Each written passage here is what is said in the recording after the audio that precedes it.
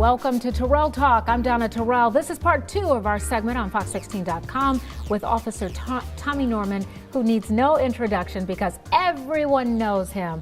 Again, this is a show where I talk to interesting people who make news. And when we were talking before, Officer Norman, we were talking about community policing, but I want to get more into this now because, you know, we have our victory over violence. You're familiar with that. We've had it in Little Rock, we've taken it to Pine Bluff, and we'll probably take it to other cities as well. But we have a lot of really bad crimes that are happening, and not only, but oftentimes, it's some of our young people, some of the people that I would think you'd be able to get to when they were younger. What are we missing, and why aren't we able to reach this segment, this group? You're right, and as a police officer for the last 20 years, I've seen a child that may be 4, 5, 6 years old would run to my police car and couldn't wait for me to get to work, to drive down the street. But some of these young people, they get involved in criminal activity, gangs and drugs, and sometimes they're showed more love there than they are at home. And it happens, and it's unfortunate. And so they choose to remain loyal to, you know, the streets. The place where they're getting the love. Right. So, I'm glad you brought that up, because as long as you've been working, I am sure you have seen children that, you know, would have back then been on social media with you. You've been in their company. They've been around you many, many times. And now, what does it feel like when you have to go and arrest them? It's difficult for me because knowing some of these kids now that are adults, knowing them since they were young kids, it's difficult for me, but it's also my job, and they understand that it's my job. But I also felt like that maybe I didn't do enough. Why am I going to arrest this person who I've known since they were a child? What could I have done? What more could I have done? Could I spend more time with this child and this family? And you know, we could all as a society do more. I don't think we will ever do enough to make a difference. You know, because I've seen you in so many, on television and just different places, especially social media. You know, I follow you on social media.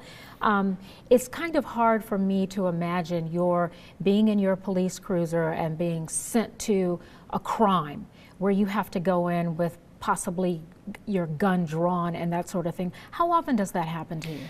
Me, not so often, and I really feel as if it's a result of spending so much time in the community the last 20 years that when you arrive on scene and someone sees a police officer that they feel at ease with, a lot of times that ease is attention. And so it all goes back to community policing. You arrive on a call and someone sees that officer that they see every day. Things sometimes typically will go smoothly, not every time, but sometimes because of just your reputation. Reputation can say a lot.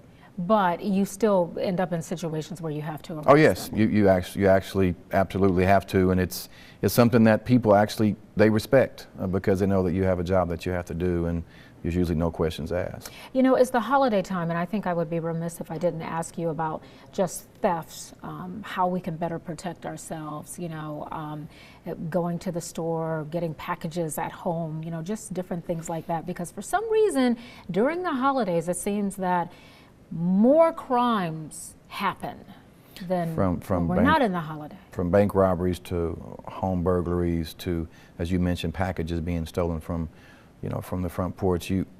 You'll see crime usually on an increase this time of the year, and it's unfortunate. You know, for something as simple as going to the grocery store and leaving your purse in your buggy and turning your back, as something as big as, you know, someone stealing a package off your front porch or kicking in your front door and stealing all the Christmas gifts from underneath your Christmas tree.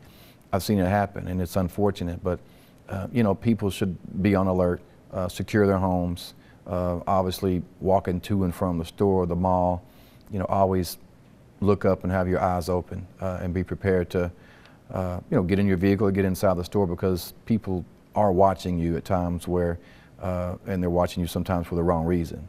And you don't even know that they're watching you.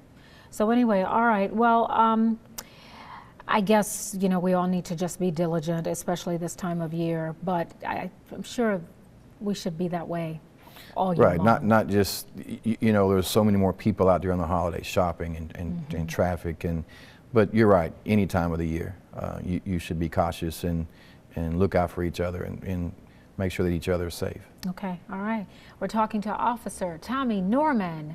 So nice to have him here. He's such a popular officer in our community and definitely knows community policing. This is the end of our second segment, but we will return with part 3 of our interview with Officer Norman. Thanks for joining us.